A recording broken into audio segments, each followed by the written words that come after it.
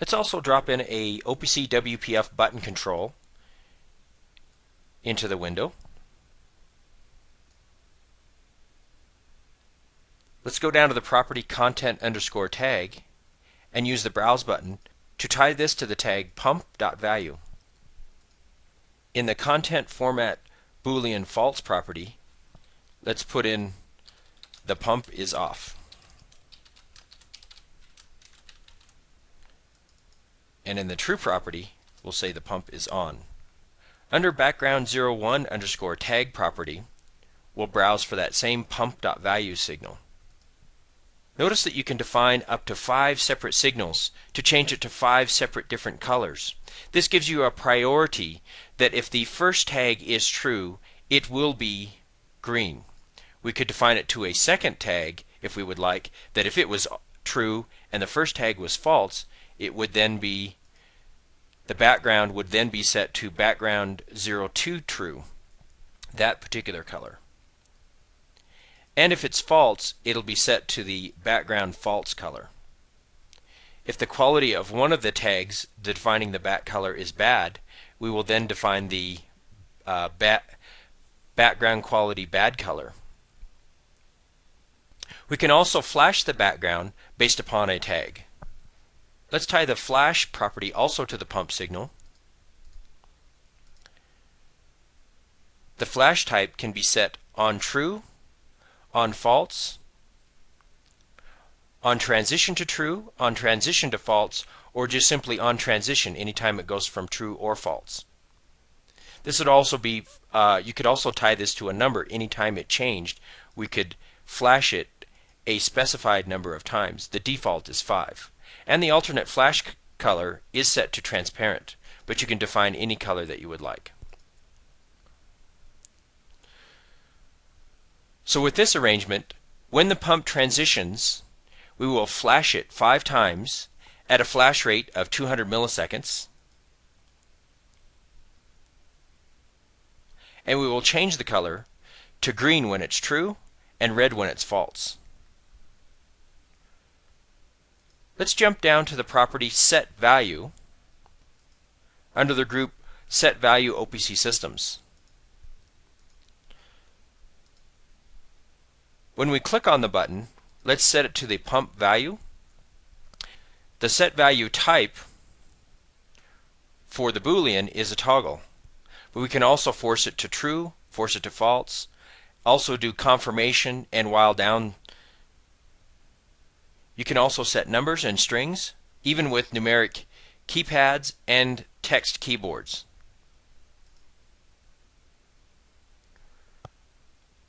Let's run the application and see what it looks like.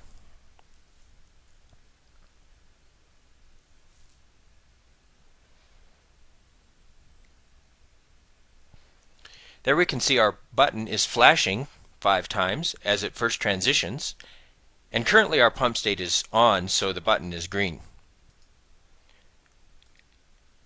If we then click on the button, we see it transition, so it flashes 5 more times and changes to red.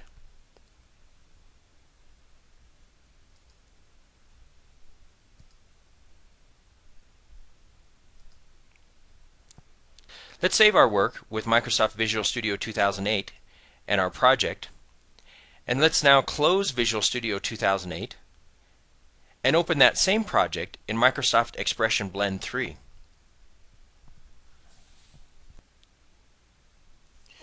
Here in Blend 3, I'm going to open up that same project that we just saved. And there's the window with the label and the button. Let me point out the development environment for Blend 3. It's a little bit different than Visual Studio. The controls you will find under Assets.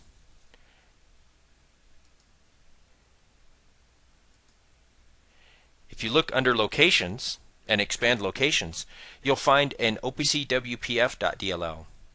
When you select that, it will then set your assets to only be the OPC WPF controls. Let's select a progress bar, drop that into the development environment. We can reshape the progress bar like we would like it to appear. Anytime you select a control, you notice that the property window shows the properties for that control. With Blend 3, you have all of the regular properties of a control. At the bottom, you then see the OPC Systems property groups. Let's open up the common properties for this control. With the progress bar, we would most likely set the value tag. Notice that the Tag Browse selection is much smaller in Blend 3. It's very hard to see. There's a little pull-down arrow. When you select that, the tag browser appears. We can select the local service, and let's tie it to that ramp 2 signal. The default maximum value for a progress bar is 100. So we can either set the value gain to 100, or we can set the maximum for the progress bar to 1.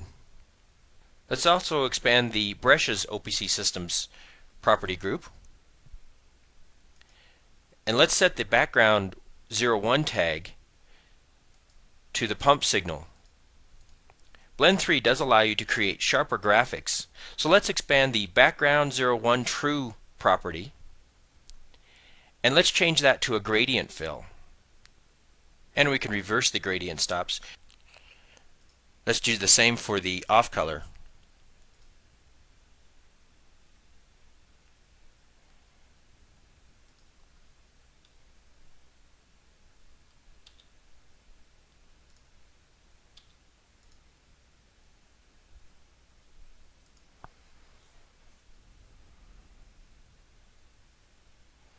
Let's move up to our label control and enhance it as well.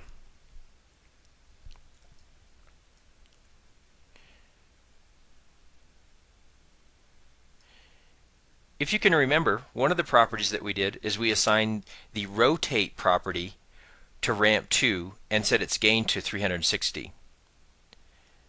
Now let's go up to the common transform group and set the center point for the X and Y to 0.5. Now it will rotate about the center of the label. To see the XAML code for the window, select this small icon for the XAML code editor.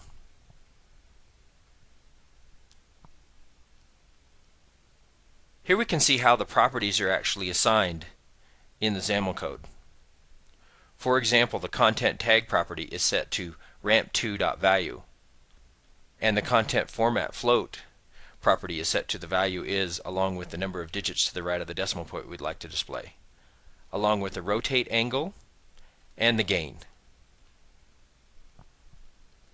In the XAML code, you can also manually edit it if you would like.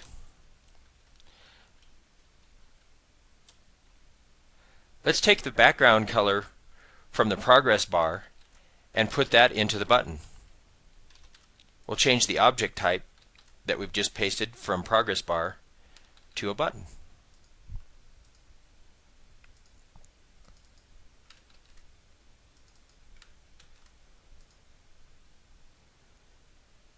Now when we go back to the design view and we select the button,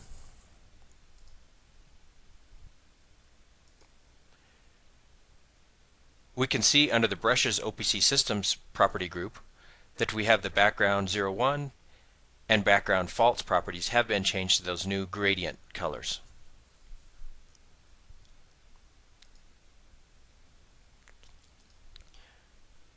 You can compile your application and run it, or we can test it as well just by hitting the F5 key or select Project Run Project. There we can see the progress bar value changing. We can see the label rotating upon the center position, and we can see the background color of the pump itself.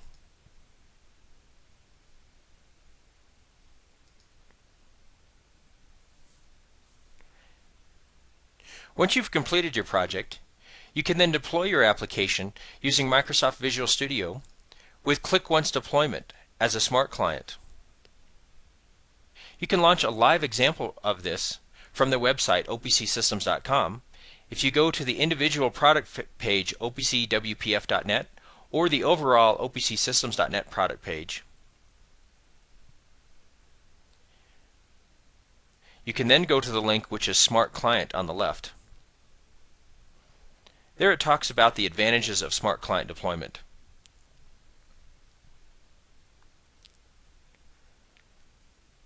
And also further down the page, the steps on how to implement this.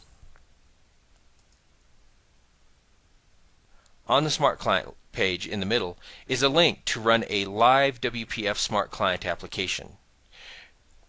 You will need the .NET Framework 3.5 Service Pack 1 or the .NET Framework 4.0 installed on your system to run this Smart Client application.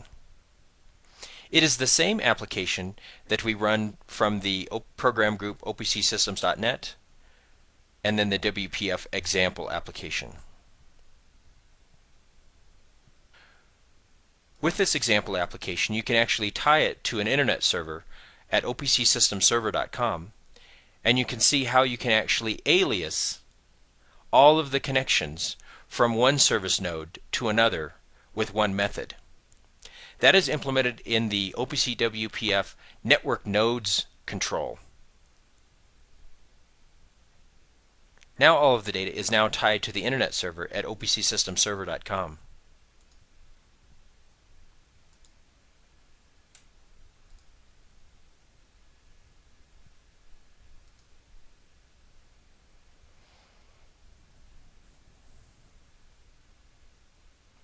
There are also login controls, which is the OPC WPF login component. For more information on how to implement security in OPCSystems.net, view the training video on security. You can download OPCSystems.net for a free 30-day trial from the website OPCSystems.com.